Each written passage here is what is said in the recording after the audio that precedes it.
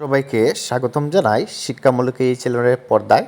তো আজকে আলোচনা করব তোমরা যারা এই বছর ত্রিপুরার ডিগ্রি কলেজগুলোতে ভর্তি হবে।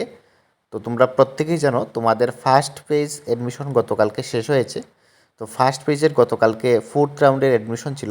তো অনেক ছাত্রছাত্রী সেখানে অ্যাডমিশন নিয়েছে। তো তোমরা যারা এখনও কলেজগুলোতে অ্যাডমিশন নিতে পারোনি বা তোমরা চাইছো যে তোমরা অন্য কলেজে অ্যাডমিশন নেবে, তোমরা যে কলেজে অ্যাডমিশন নিয়েছো সেই কলেজ তোমরা পরিবর্তন করবে, এমনও অনেক ছাত্রছাত্রী রয়েছে।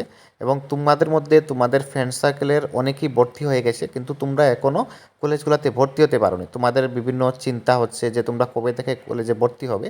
তো আমি তোমাদেরকে বলছি, হায়ার এডুকেশনের যে বিজ্ঞপ্তিতে জানিয়েছে 9 নম্বরে একটি বিজ্ঞপ্তি তোমরা দেখবে। এখানে হায়ার এডুকেশন ক্লিয়ারভাবে বলেছে যে তোমাদের সেকেন্ড ফেজ অ্যাডমিশন খুব শীঘ্রই শুরু হচ্ছে।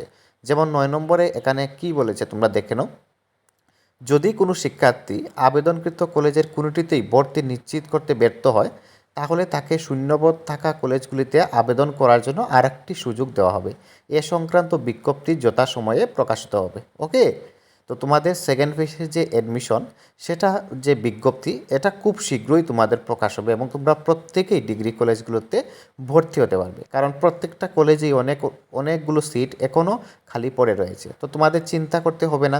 তোমরা যারা এখনও ডিগ্রি কলেজগুলোতে ভর্তি হতে পারোনি, তোমরা খুব শীঘ্রই ভর্তি হতে পারবে। প্রত্যেকে ভর্তি হতে পারবে, একজনও ছাত্রতে থাকবে না যে সে কলেজগুলোতে ভর্তি হতে পারবে না। তোমাদের সেকেন্ড ফেজের অ্যাডমিশন খুব শীঘ্রই আসছে।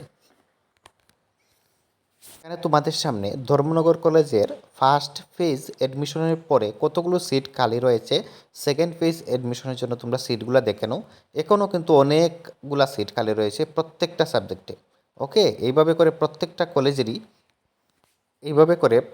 কলেজেরই প্রত্যেক সাবজেক্টেই সিট কিন্তু খালি পড়ে রয়েছে। তো তোমরা সেকেন্ড ফেজে অবশ্যই তোমরা ভর্তি হতে পারবে। যেমন এখানে বিবিএমসি যে কলেজ রয়েছে, তার যে ভ্যাকেন্সির লিস্ট দেখছো, এখনও কিন্তু 1000-এর পরে সিট খালি রয়েছে। তোমরা প্রত্যেকেই ভর্তি হতে পারবে।